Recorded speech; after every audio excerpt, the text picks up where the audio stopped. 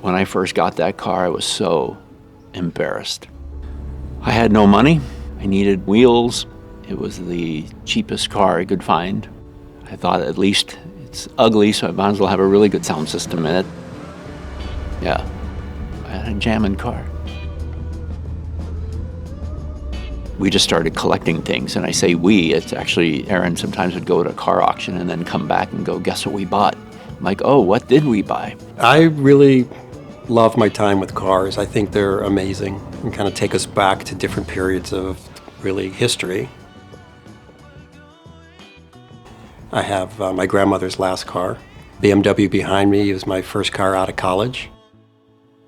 I didn't know anything about him. I've always liked cars, the way they look, but he knows everything about cars. I needed the BMW moved, and he said, well, I can help you. And I said, no, you can't, because it's a stick. And he goes, what do you think my car from high school was? And that started my 4-year search for a Ford Pinto station wagon. The transformation of that car, what it did to me was everything.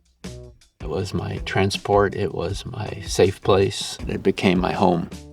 You know, sadly, unfortunately, it became a place of refuge for me because at some points in my life, in high school, there were some family issues at home, and I parked that car in front of a mall before, and many a times, and slept in it.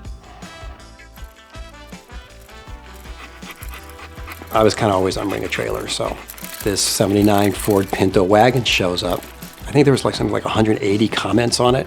I had Michael show me the picture of him, that high school girlfriend, and there it was sitting there. Same hubcaps. The car has the exact same hubcaps, and it's white, the blue interior, and a 4-speed. It was like unbelievable, really.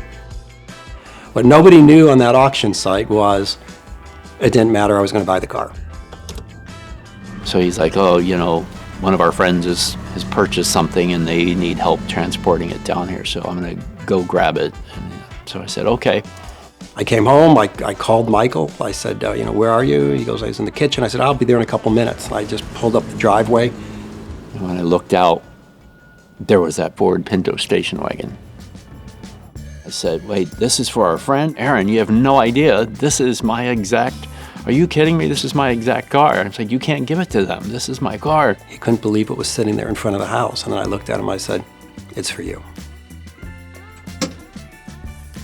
It brought back everything. I was holding the steering wheel and I just was like, it even smelled like my car, and it was just, I don't know how it even took place, but it was a time machine and it brought me right back.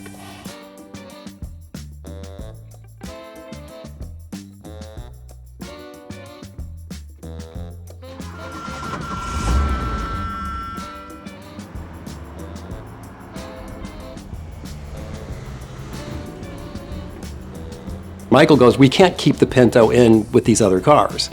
And I said, Michael, people are going to love the Pinto. The Pinto now is a classic to a lot of people, and it brings a lot of good memories to people.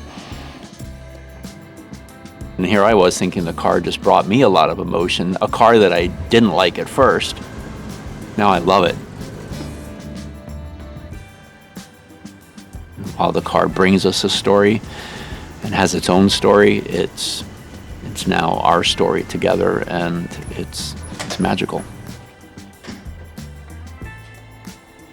Oh, it's an eyesore, but it fits perfectly.